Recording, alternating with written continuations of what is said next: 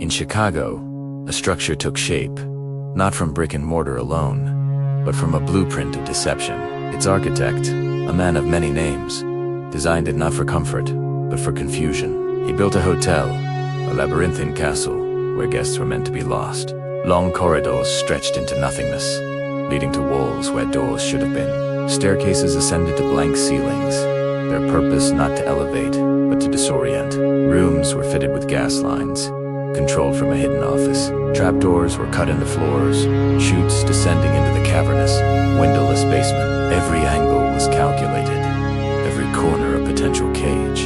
The building itself was a predator, its rooms the jaws of a trap, and its creator watched over it all. The structure became an extension of its master's will, a cold, indifferent machine for a cold, methodical purpose. It was a monument to malice, known to the world as the Murder Castle.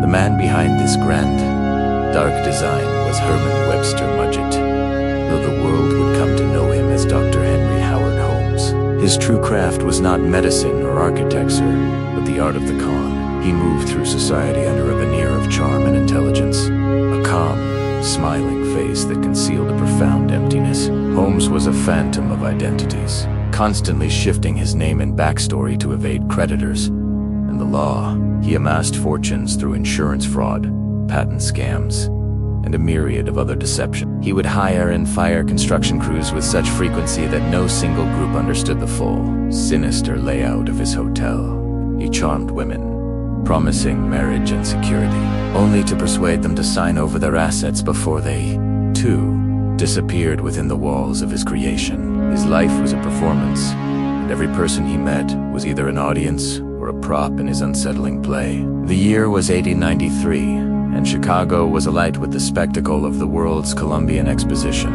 Millions flocked to the city, a tide of humanity drawn to the promise of progress and wonder. For Holmes, this influx of strangers provided the perfect cover. His hotel, strategically located near the fairgrounds, became a beacon for unsuspecting travelers. Visitors, lured by its proximity and apparent grandeur, checked in but would never check out. The fair, a symbol of human achievement, became the backdrop for his most prolific and horrific acts. The noise and chaos of the celebration masked the silent, systematic disappearances occurring within his castle. The city's focus was on the gleaming white city of the fair, blind to the dark abyss that operated just a few miles away. The anonymity of the massive crowds was his greatest ally, allowing his crimes to go unnoticed and uninvestigated. Following the fair, as the crowds dispersed and his financial schemes began to unravel, the law finally closed in. It was an insurance scam, not murder, that led to his initial capture. But as investigators began to peel back the layers of his life, they uncovered a history far darker than simple fraud. In a Philadelphia prison, facing the consequences of his deceptions, Holmes began to talk. He offered a confession, a sprawling narrative of death that painted him as a master killer.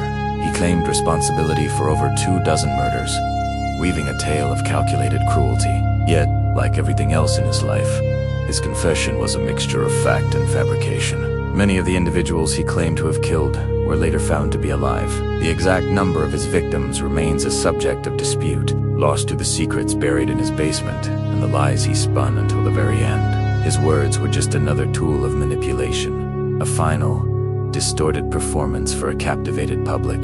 The final act of his life played out on a scaffold in Philadelphia as prisoned in 1896.